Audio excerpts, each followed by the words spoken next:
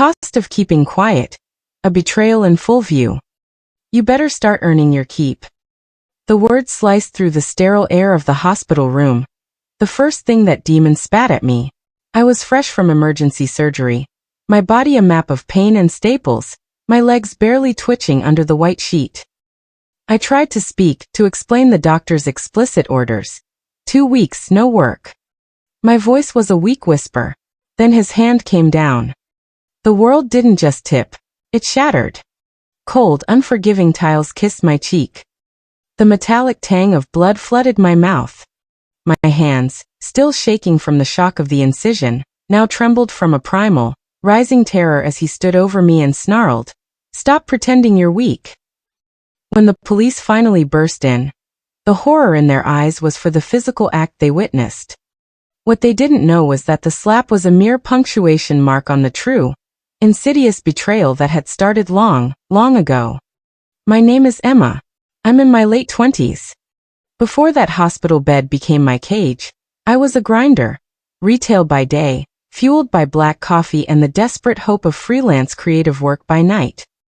It wasn't life in the fast lane, but it kept the electricity flowing in the house my real father left behind. His death had been a slow, cruel drain, the kind of illness that silently bankrupts a spirit and a savings account, leaving you too numb to mourn the money or the man. After the funeral, the house was a tomb. Mom was collapsing under the weight of debt and grief, her shoulders permanently bowed. That's when he arrived. Polished, helpful, a predator in a tailored suit. He spoke in the language of solutions, not sympathy. He offered to organize the payments, to take care of things so my mother could finally rest. 6 months later, they were married. I remember watching him carry boxes in, his presence immediately claiming the space, a squatting shadow where my father used to be. The shift was almost imperceptible at first. Bills vanished from the kitchen table. The accounts became his fortress. When I asked questions, I was dismissed, told not to worry, reminded how lucky we were to have a man willing to shoulder the burden. Then the real darkness began to settle. Mom became fatigued, then alarmingly forgetful. She'd stare blankly at the stove, a deep, unnerving confusion clouding her eyes. He'd scoff and call it stress. Every morning, he'd line up a regiment of vitamins on the counter, watching, waiting until she swallowed them, his gaze cold and absolute. I kept my head down and kept working, paying rent to stay in my own childhood bedroom, telling myself this was the grim compromise of adulthood. Then came the rupture. The pain of my appendix hitting me like a lightning strike, folding me violently in half on the cold bathroom floor. The surgery felt like a violation. Waking up, I felt like a stranger in my own skin. The doctor's orders were crystal clear. 2 weeks, absolute rest. That's what I relayed to him, from my white-walled sanctuary of pain. I didn't argue. I didn't plead. I simply stated the medical fact. He looked at me as if I'd spat on his shoes. I didn't know it then, but in that moment I ceased to be family. I became an obstacle. And for him, an obstacle was something to be eliminated. The room was blindingly white, the electronic hum a relentless soundtrack to my misery. He walked in, not a flicker of concern on his face. The door shut with a heavy, final sound. His reflection in the metal cabinet was a mask of calculated fury. He skipped the greeting and went straight to the venom. Money, bills, the unbearable burden of my pulling my weight. I managed to state the doctor's directive one more time. 2 weeks. His laugh was a quiet, scalpel-sharp sound. That's when the words that haunt me echoed. You better start earning your keep. I blinked, dizzy, chained to the 4-drip and the monitoring machine. I repeated the fact. I physically can't. His face lost all warmth. It wasn't rage, it was something far worse, control. He leaned in, his voice a low hiss, accusing me of dramatics, of being weak, of pretending. Then the blow. I never saw it. 1 second, my head was on the pillow. The next, I was a chaotic tangle of sheets and tubes, crashing onto the unforgiving floor. The air was punched from my lungs. The sharp, mineral taste of blood. I scrambled to push myself up, Not in defiance, but in absolute, mind-numbing shock. He towered over me, a god of petty tyranny, and barked the final decree. Stop pretending you're weak. The room exploded. Shouts, running feet, nurses flying in, their faces contorted in furious, protective masks. They knelt, telling me not to move, their hands gentle, their voices tight with repressed violence. The police arrived, and the sight of my bloodied lip against the white gown, the tipped forestand, was all the evidence they needed. He started spinning his lie instantly, smooth, practiced, and utterly false. I lay there, staring at the fluorescent lights, and something inside me, fragile just moments ago, turned to steel. That slap wasn't a mistake. It was a declaration of war. And I finally knew the enemy. I was discharged, one day late, the staff moving around me with agonizing care. As my stepdad argued over parking at the front desk, a nurse slipped a folded card into my paperwork. No words, just a look of fierce solidarity. That night, back in the quiet, suffocating house, I read the card. It was a website. I devoured the text: financial control, medical manipulation, isolation. The words were sickeningly familiar. A few days later, a neighbor, ostensibly checking on Mom, whispered a warning. Her daughter was in healthcare, and the change in Mom, the prescribed bottles, the suspicious dosages. It wasn't right. Fear was a cold knot, but clarity was a sharp knife. I found the room he kept locked. The folders were meticulously organized: insurance, benefits, policies in Mom's name, massive figures, dates that aligned perfectly with her cognitive decline.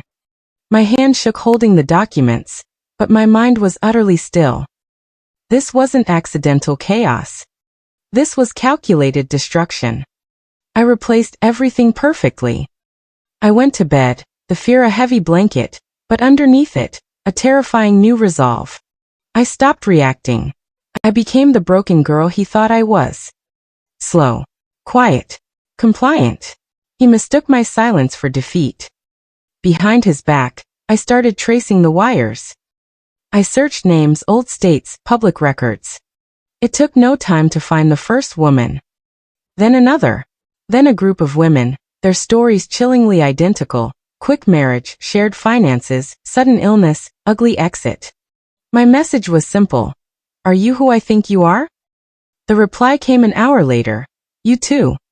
The legal professional and the meticulous record keeper in the group became my shadow guides.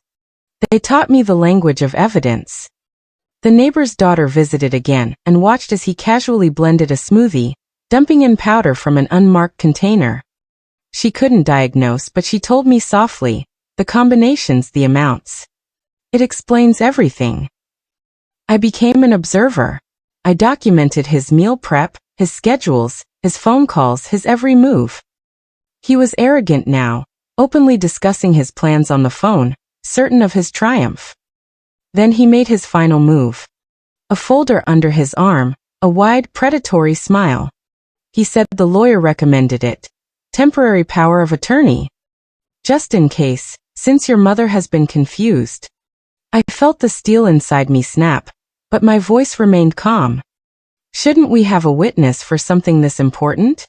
Just to do it right. He paused, a flicker of suspicion in his eyes, then agreed. The following week. That week was a tightrope walk. The Women's Collective gave me the evidence roadmap. I spoke to professionals quietly, presenting only the facts I had documented. They listened. The plan became a lethal precision tool. He announced he'd be out late one night for his league meeting, kissing my mother on the forehead with a possessive air. I watched him go, feeling nothing but cold, pure resolve. 30 minutes later, the doorbell chimed. Then again. Then the house was full. Calm voices. Badges. Gentle hands guiding my mother, now coherent and safe, into a coat. Medical professionals asking questions. Boxes brought in for documents. Devices collected. Everything was by the book. No drama. No chaos. Across town at his meeting, the tap on his shoulder was silent. He laughed it off at first, then tried to lie. then tried to bargain. His confidence dissolved into stark terror as they cuffed him. When he was brought back to the house, it was already over.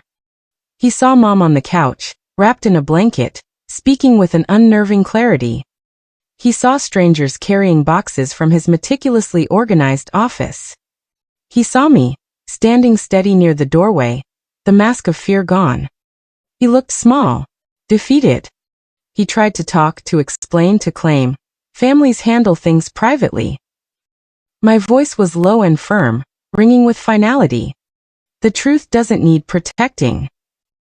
As they led him away, he turned back, his eyes burning with something close to sheer panic. The man who had once yelled at me while I lay bleeding on a hospital floor could not find a single word that held weight. The aftermath was a cleansing fire. Testing confirmed the poisoning. Financial reviews exposed the staggering, systematic fraud. More victims came forward. My mom's mind cleared rapidly. The fog lifted. The constant apologies faded, replaced by the spirit I had almost forgotten. The house became ours again. The windows were open. The lights were on. The future was terrifyingly overwhelming, but it was honest. I went back to work, then started volunteering, dedicating myself to helping people identify the signs we'd missed. Not because I am fearless, but because I know how suffocating the silence feels. One evening, my mom hung a new photo in the hallway. Just the two of us. No shadows. The silence in the house is now the sound of peace. I tell you this because betrayal doesn't always roar. Sometimes it sounds like help. Sometimes it looks like a solution. But it only takes one moment of clarity to shatter the illusion and draw the line. If this story felt familiar, you are not alone. And it is not too late to fight back. If you've ever had to protect yourself or someone you love from the people closest to you, share your story in the comments and hit subscribe so you don't miss the next story.